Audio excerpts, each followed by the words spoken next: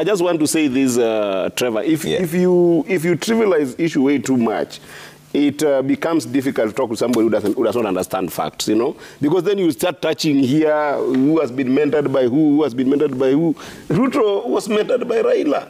That's a fact in the public domain. That the House of Records. No. House of Records. Let's focus on the people judge when you are talking. I wasn't in. Let's focus on the main concern. But you should not lie to them. We are talking about the CAS. And I call them to order. Because let's have a civilized debate, my brother. Okay. You know, Ruto was mentored by Raila Odinga because it's in the public domain that Ruto's crust of political wellness was when he was working under Raila Odinga. Raila Odinga nominated William Ruto for a position of cabinet secretary.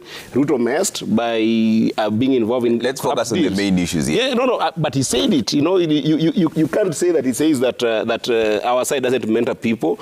Murkomen right now is a cabinet secretary, and Murkomen came from Raila's hand when he was nominated to be in the committee of experts by Raila Odinga. So I can go to that, but I think that is trivial to the issue of using caste position. And I think my brother here talked about it very well. Yeah. And he said that the legal framework need to be established around the caste positions. But I think that that's not the issue. The issue here are two. Are we having a bloated government that is expensive to run at the expense of the needs of Kenyans that we need to solve now? Among them, cost of living, lack of food, electricity, high taxations. My brother doesn't even know that taxation comes from things like levies. If you look at electricity today, Trevor, Kenya Power, for every unit of electricity that Kenya Power sells, only 43% goes to Kenya Power, 57% of that electricity goes to government. That is taxes and levies. If you look at fuel that we have in this country, the portion that constitutes taxes is over 60%. That is taxes and levies. So Kiburek talks as if he doesn't understand anything about how the economy runs. The country is expensive simply because government is trying to raise money from Kenyans through schemes of high taxations. Today, Trevor, if you look at all the companies that we have, like Nzoia, Pan Paper that has now almost died, Mumia Sugar, Sony Sugar, KPLC. For the last 7 years, Trevor, the employees of these companies have not had their salaries reviewed. But today, pension alone is about 12%. Tax for these employees, top management employees, is 30%.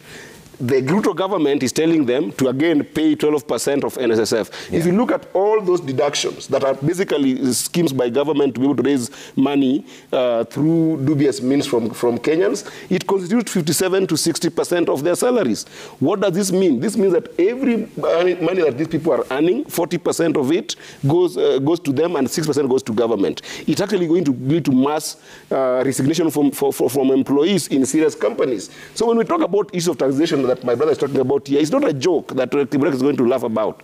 And then number two, as I finish on that issue, what we are seeing, the things he has mentioned, he is focusing on the tribal card because he knows that that Ruto has been under heat, a lot of heat for always giving opportunities to two tribes.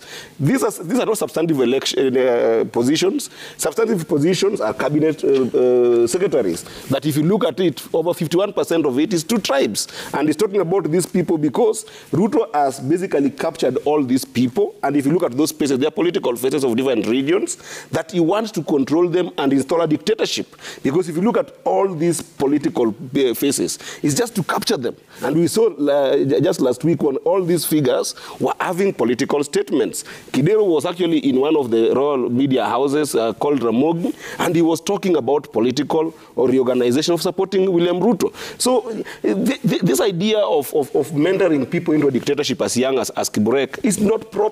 And we need to call a spade a spade. This is a problem to our country. He is using positions and lacunas in law to be able to reward political loyalists and political figures that will be able to make this country have a dictatorship. And I'm telling you, we will not allow that as young people.